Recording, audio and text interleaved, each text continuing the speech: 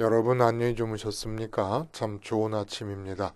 2017년 7월 5일 수요일 말씀으로 드리는 오늘의 번제 함께합니다.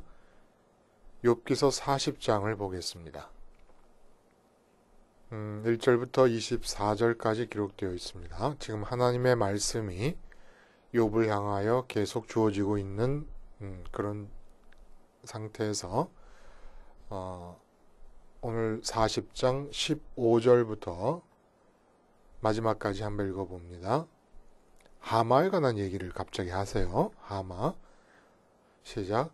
이제 소같이 풀을 먹는 베헤못을 볼지어다. 베헤못이 하마입니다. 내가 너를 지은 것 같이 그것도 지었느니라. 그것의 힘은 허리에 있고 그 뚝심은 배의 힘줄에 있고 그것이 꼬리치는 것은 백향목에 흔들리는 것 같고 그 넓적다리 힘줄은 서로 얽혀 있으며 그 뼈는 놋관 같고 그 뼈대는 쇠 막대기 같으니 그것이 하나님이 만드신 것 중에 으뜸이라. 그것을 지으신 이가 자기의 칼을 가져오기를 바라노라. 모든 들짐승들이 뛰노는 산은 그것을 위하여 먹이를 내느니라. 그것이 연잎 아래나 갈대 그늘에서나 늪 속에 엎드리니 연잎 그늘이 덮으며 시내버들이 그를 감싸는도다. 강물이 소용돌이 칠지라도 그것이 놀라지 않고 요단 강물이 쏟아져 그 입으로 들어가도 태연하니 그것이 눈을 뜨고 있을 때 누가 능히 잡을 수 있겠으며 갈고리로 그것의 코를 꿰을 수 있겠느냐. 오늘 우리가 함께 읽은 말씀 중심으로 태연자약, 유유자적하며 살기라는 제목의 하나님 말씀 증거합니다. 태연자약, 유유자적하며 살기. 하나님께 꿈이 있습니다. 하나님께 꿈이 없을 리 없죠. 이 세상을 만들어 놓으셨고 그 세상 안에서 인간들이 살 수 있도록 인간을 지으셨습니다. 그런데 그렇게 만들어 놓으신 세상 속에 인간을 살게 하시기 위해 지으셨을 때 그 인간에 대해서 하나님이 갖고 계신 꿈이 있었다는 거예요. 우리가 자식을 낳으면 우리 자식들이 다 어떻게 되면 좋겠다라고 하는 꿈을 일반적으로 다 꾸게 되지 않습니까? 소망을 갖게 됩니다. 바람이 생기게 됩니다. 그런 것처럼 하나님이 인간을 지으실 때에 세상 속에서 살게 될 인간이라고 정해놓고 하나님이 제일 먼저 떠올리신 인간의 모습은 무엇이었을까? 그게 바로 태연자약함과 유유자적함이었다는 겁니다. 이런 하나님의 간절하신 꿈을 사탄이 간파합니다. 그래서 개입해 들어와서 유혹하고 결과적으로 초래되게 된 상황은 어떤 것이냐? 노심초사하는 인간, 좌불안석의 인간 모습이 이 세상에 나타나게 되었다는 겁니다. 근데 주님께서 이 땅에 오신 이유는 뭐예요? 하나님께서 사탄에 의해서 태연자약함과 유유자적함을 상실하고 노심초사하면서 좌불안석하며 사는 사람의 상태를 정지시키시고 본래의 하나님의 꿈으로 회복시키시기 위해서 예수님께서 이 땅에 오셔서 십자가를 지셨다는 거지요. 태연자약이나 유유자적이라고 하는 이 단어, 한자 단어가 굉장히 깊은 의미를 담고 있습니다.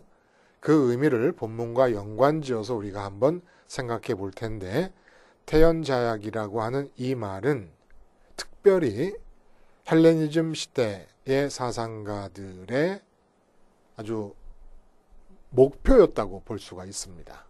어떻게 태연자약할 수 있겠는가? 그리고 현대에 들어와서도 독일어에 겔라센하이트라는 단어가 있어요. 겔라센하이트. 이것은 내 맡겨짐이라고 하는 의미가 있습니다. 내 맡겨짐. 이 겔라센하이트를 또 굉장히 중요한 개념으로 다룬 철학자가 하이데거라고 하는 철학자가 있습니다. 그 외에도 동양사상에서도 이런 태연자약함과 유유자적함은 군자의 가장 모범적인 이상 형태 아니었겠습니까? 근데 그런 철학사적인 의미에서 일반 사람들이 말하는 그런 의미에서의 태연자약함이 아니라 복음적으로 이해할 때 태연자약함이라는 것이 무엇이냐라는 것을 본문을 통해서 살펴보면서 하나님의 꿈을 한번 헤아려 봅니다. 나를 향하신 하나님의 기대, 꿈이 도대체 무엇인가? 오늘 본문은 38장, 39장에 이어서 나타나는 하나님의 말씀입니다.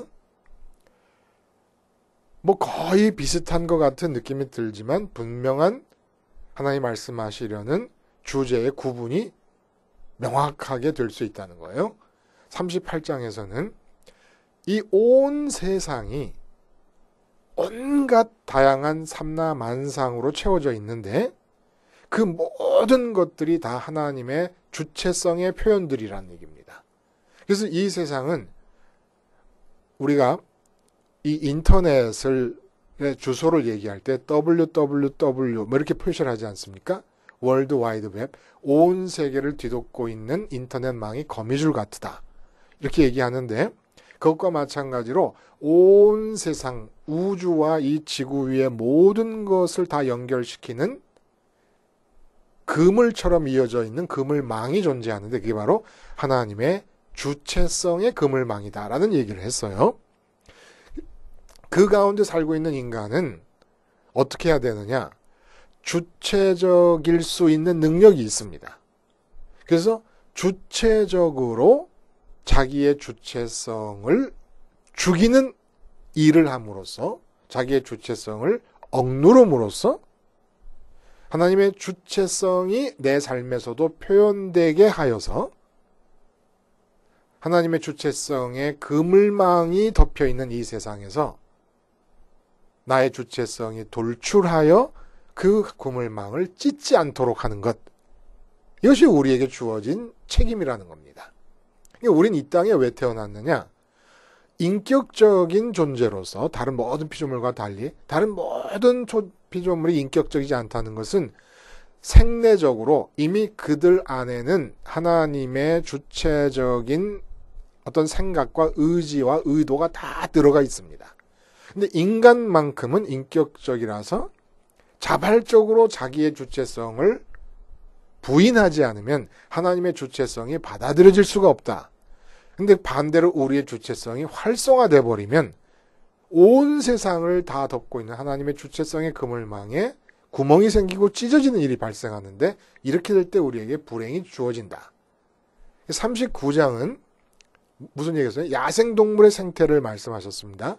그 야생동물 하나하나 앞에서 야생동물에 대해 어떠한 주체적인 영향력도 보여줄 수가 없는 인간의 무력함과 나약함을 드러내시면서 네 눈앞에 있는 야생동물 안으로 하나님의 주체성이 100% 받아들여지고 있는 것처럼 너에게도 하나님의 주체성이 100% 받아들여지도록 하라 라는 얘기를 39장에 하신 것이었습니다.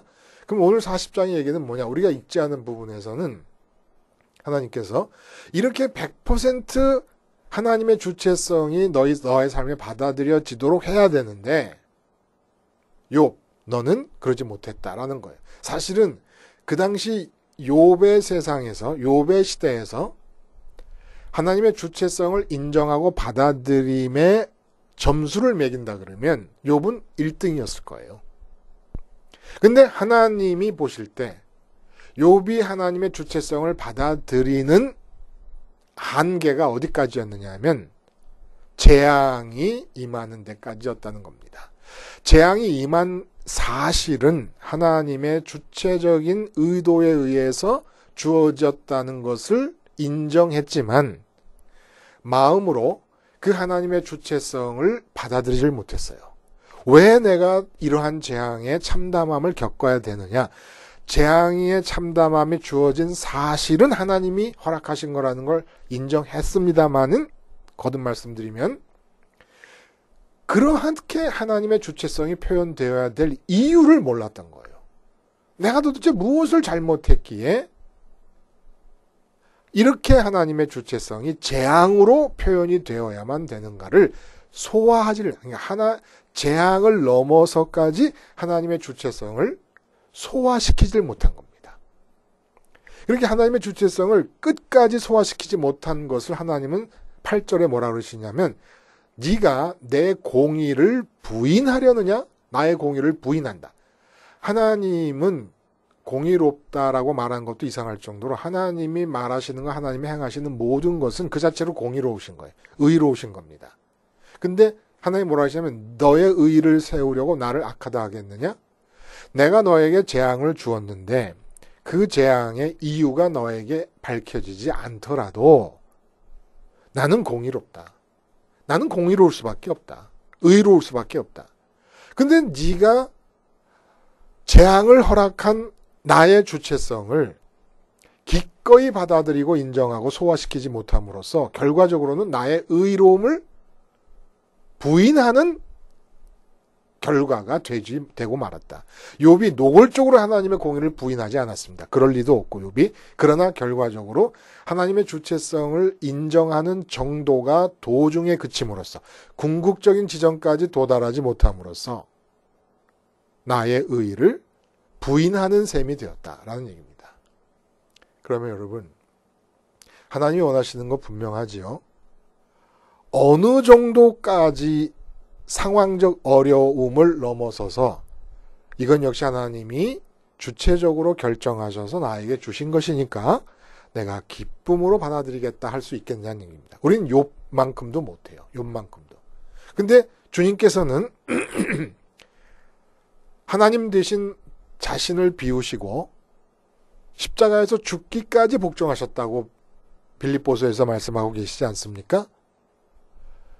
십자가에서 죽으신 게 그냥 달랑 십자가에서 노끈으로 맨 상태에서 로마 군인들이 죽인 게 아니라 그 전에 온갖 모욕을 다 침을 뱉고 갈대로 때리고 또 채찍으로 쳐가지고 살갗이 다 떨어져 나가서 온 몸이 너덜너덜하게 돼버리셨습니다. 그런 상태에서 십자가에 달려 못 박혀서 돌아가신 것이에요. 근데 그러한 일 역시도 과정을 보면 가룟 유다가 팔지요. 대제사장들이 자기네 사내들인 공회에서 십자가에서 죽이기로 결정하지요. 그리고 빌라도가 재판을 하지요. 이 모든 부당한 재판과 비난과 배반함을 하나도 그들에게서 이유를 찾지 않고 하나님이 내게 허락하신 거라고 받아들이셨다는 겁니다. 여기까지 원하시는 거예요. 그래서 우리가 십자가를 받아들이는 것은 욥이 십자가 없이 도저히 넘어갈 수 없었던 욥같이 대단한 사람, 정말 늘 하나님의 주체성을 인정해서 하나님이 주신 것을 하나님이 가져가신다. 하나님이 복도 주시고 하나님이 화도 주신다. 이렇게 철저하게 주체성을 인정하던 사람도 넘어가지 못했던 그 죽음에까지 이르는 길을, 죽음에까지 이르는 구간을, 욥이 하지 못했던 구간으로부터 죽음에까지 이르는 그 구간을 십자가를 붙잡음으로써 우리는 주님이 행하셨음에 힘입어서 하나님의 주체성을 인정해 들어갈 수가 있다는 얘기입니다. 죽을 때까지, 그러니까 우리 상황에서 아무리 지독한 상황이 주어질지라도 하나님의 주체성을 기쁨으로 인정하라는 얘기예요. 이렇게 얘기하시면서 하마 얘기를 하신 것은 이유가 뭘까요, 여러분? 하마 얘기를 하는데 15절에 보면 이제 소같이 풀을 먹는 베헤못을 볼지어다 내가 너를 지은 것 같이 그것도 지었느니라. 그러니까 하나님이 욥을 지으실 때 욥이 어떤 인간이 되었으면 좋겠다라는 생각을 하마를 먼저 지으시지 않으셨습니까? 하마를 보면서 개념을 생각해내셨다. 이런 의미라는 거예요. 뭐 하마를 안 보셔도 하나님께서는 욥을 어떤 인간으로 지으셨으면 한다라고 하는 개념이 당연히 있겠습니다만은 그 인간에 대한 하나님의 이상적인 개념을 보자면 비유적으로 하마의 모습과 가장 가깝게 연결이 된다 이겁니다. 근데 그 하마의 모습이 도대체 어떤 모습이냐는 거예요. 예? 그래서 19절에 보면 하나님이 만드신 것 중에 으뜸이라. 그러니까 최고의 걸작품이라는 얘기입니다. 하마가. 근데 그 하마의 최고의 걸작품 되는 속성들을 인간에게 투사하셨단 말이에요. 인간은 이렇게 됐으면 좋겠다. 라고 인간의 이상적인 모습을 형성하는데 하마의 속성들이 거기다 포함되었다는 얘기입니다. 어떤 모습인가? 강물이 소용돌이 칠지라도 그것이 놀라지 않고 요단강물이 쏟아져 그 입으로 들어가도 태어나니 그것이 눈을 뜨고 있을 때 누가 능히 잡을 수 있겠으며 갈고리로 그것에 코를 깰 수 있겠느냐, 이런 얘기를 합니다. 한마디로 이 세상 속에서 요단강물이 쏟아져 들어오고 강물이 소용돌이 치는 그러한 굴곡진 삶 속에서 태연자약한 모습, 이것이 하나님이 욥을 지으실 때, 인간을 지으실 때 갖고 계셨던 꿈이었다는 겁니다. 이 세상 속에서 강물이 휘몰아치는 것, 소용돌이 치는 것 같은 세상, 요단강물이 쏟아져 들어오는 것 같은 세상, 그 세상에서 태연자약한 모습. 그래서 24절, 눈을 뜨고 있을 때 누가 능히 잡을 수 있겠으며 갈고리로 그것에 코를 깰 수 있겠느냐. 이것은 다시 말하면 세상을 이기는 자, 누구도 그를 굴복시킬 수 없는 그런 사람. 굴복시킨다는 건 돈 문제가 막 강물이 소용돌이처럼 일어나면은 노심초사하고, 그리고 좌불안석이 돼서 어쩔 줄 모르는 그런 삶. 이건 증거 아닙니까? 근데 돈 문제도 이 사람을 정복하지 못해요. 왜? 태연자약하기 때문에. 자, 그러면 이 태연자약과 유유자적이라는 말을 십자가 복음과 연관성 안에서 그 글자의 의미를 따져서 해석을 해보자면 도대체 태연자약이라는 것은 무엇일까? 라는 생각을 한번 해봅니다. 여러분, 태연자약은 그 글자 자체가 이 태자는 클 때자예요. 그리고 연자는 여러분 다 아시다시피 자연할 때 연자로 그러하다라는 의미예요. 그러하다라는 의미의 연자입니다. 그러하다 내지는 명백하다. 그리고 스스로 자자고 같을 약자예요. 그러면 이게 무슨 뜻일까요, 여러분? 클 때, 크다는 얘기예요. 근데 뭐가 크냐? 그러함이 크다는 겁니다. 그러함. 그러함이라는 것은 우리가 좀 더 그 의미를 분명하게 깨닫기 위해서 말을 한번 붙여보면 더 쉬워요. 본래 그러하다. 내가 발견하기 전에, 내가 의식하기 전에, 나의 영향력을 행사하기 전에 본래 그렇다. 라는 의미입니다. 그러니까 본래 그러함이 크다. 크다란 본래 그러함. 그리고 스스로 자자 같을 약. 이게 어떤 의미일까요, 그러면? 이 원래 태연자약이라는 게 사전적으로 보면 어떠한 외부적인 자극에도 불구하고 조금도 마음이 동요되지 아니하는 모양, 이렇게 얘기했습니다. 외부의 자극이 주어질 때 침착하여 조금도 마음이 동요되지 않을 수 있으려면 어떻게 해야 되느냐? 마음이 아주 커다란 그러함에 가 있어야 된다는 겁니다. 본래 그러함. 그래서 우리는 자연이라고 그래요. 자연. 스스로 그러하다 해서 자연이에요. 내가 태어나서 응애하고 아기 때부터 자라면서 자아의식이 생기고 성인으로 돼가다 보니까 자연. 내가 태어나기도 전에 본래 그러하더라는 거예요. 설악산이 있고 동해바다가 있고 제가 볼 때 본래 그러하더라는 겁니다. 그래서 정원은 자연이라 그러지 않아요. 꽃이 있고 나무가 있고 물이 흘러도 정원이라 그러지 자연이라 그러지 않지 않습니까? 근데 어떻게 해야 태연자약하냐?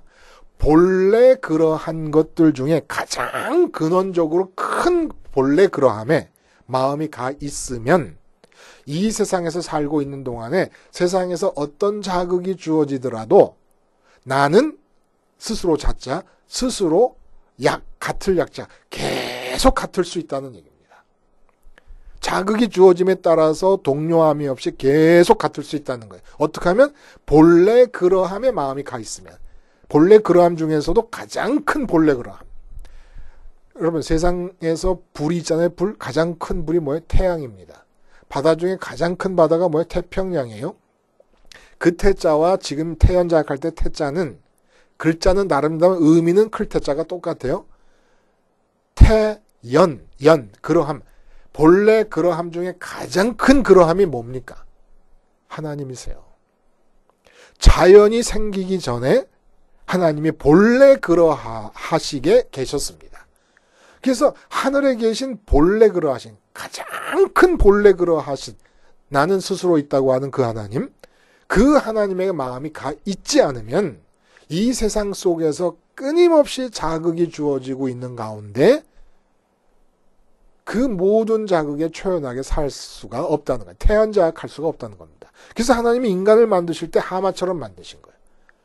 강물이 소용돌이 치고 요단강물이 그 입속으로 막 꿀럭꿀럭 들어오고 있는데도 눈을 껌뻑껌뻑하면서 하마가 태연자약하게 있습니다. 어떻게 가능합니까? 이러한 삶 대신에 요단강물 아니라 냇물만 몰아쳐도 노심초사하고, 그리고 뭡니까? 좌불안석이 그냥 안절부절해가지고 우리 살아가고 있는 거 아닙니까? 이 마귀가 만들어 놓은 결과라는 거예요. 이게 또 유유자적이란 말이 있어요. 유유자적은 유유라고 해요. 유유가 멀유자를 2번 쓴 겁니다. 멀다. 그리고 스스로 맞을 적, 합당하다, 마땅하다. 이게 무슨, 지금 내가 자극이 주어지고 삶의 조건이 변하고 있는데, 변화무쌍한 변수들이 내게 자꾸 다가오고 있는데, 그 모든 변수, 그 모든 변화, 그 모든 상황에 가장 합당하고 마땅한 태도를 취한다는 겁니다. 그게 바로 유유자적이라는 거예요. 근데 유유자적이 가능한 것은 멀유자가 2번이나 있어요. 멀고 멀리 있을 때. 내 마음이 멀고 멀리. 그러니까 돈 문제가 생겼다 그러면 돈 문제에 대해서 어떨 때 가장 자적, 스스로 합당하고 마땅한 태도를 취할 수 있느냐. 그 돈 문제로부터 마음이 멀리 있을 뿐만 아니라 한 번 더 유자를 써고 더 멀리 있을 때. 그래서 이 세상에 사는 사람들이 가장 멀리 있을수록 이 세상에 대해서 합당한, 알맞는, 적당한, 적중하는 태도를 취할 수 있다는 거예요. 그게 유유자적의 의미라는 거예요. 어디 한가한 곳에 가서 그냥 놀고 있는 게 유유자적이 아니라, 유유자적의 의미는 한가한 곳에서는 의미가 살지가 않아요. 유유자적의 뜻이 살지를 않습니다. 어떻게 유유자적의 의미가, 시장통 안에서 유유자적한다는 데서 의미가 있다는 거예요. 그럼 어떻게 해요? 시장에서 장사를 하면서 장사 현장으로부터 마음이 가장 멀리 있으면 있을수록 이 시장 안에서 가장 적당한 마음을 취할 수 있다는 겁니다.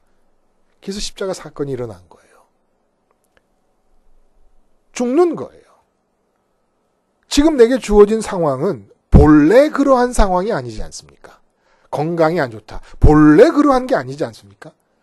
그럼 본래 그러한 것에 마음을 두자는 거예요. 본래 그러한 것에 마음을 두자니 그러한 것들, 본래 그러한 것들 중에서 가장 큰 것이 하늘에 계신 하나님이시더란 얘기예요. 그 하나님께 가기 위해서 지금 이 상황에 대해 죽는 겁니다. 그 태연을 이루는 거예요. 태연. 그래서 마음이 하늘로 올라가요. 본래 그러한 존재들 중에 가장 큰 그러하심, 하나님께 마음을 두면 나는 이 세상에서 동일하게 갈 수 있다. 그래서 주님께서 풍랑만난 배에서 잠을 주무실 수가 있는 거예요. 하나님이 꿈꾸신 인간이 이런 인간이라. 이 세상 속에서 태연자약한 인간, 그리고 유유자적한 인간. 건강 문제가 생겼다. 그러면 이 건강 문제에 대해서 내 마음이 가장 자적, 스스로 가장 마땅하고 합당한 태도를 취할 수 있으려면 어떻게 해야 되느냐? 이 건강 문제가 있는 상황으로부터 가능한 한 멀리 마음을 두라는 거예요. 어디까지 멀리 가? 저 우주까지 간다고 멀리 가는 거겠습니까? 아예 차원을 바꿔서 하나님이 계신 하늘나라로 마음을 보내드리는 겁니다.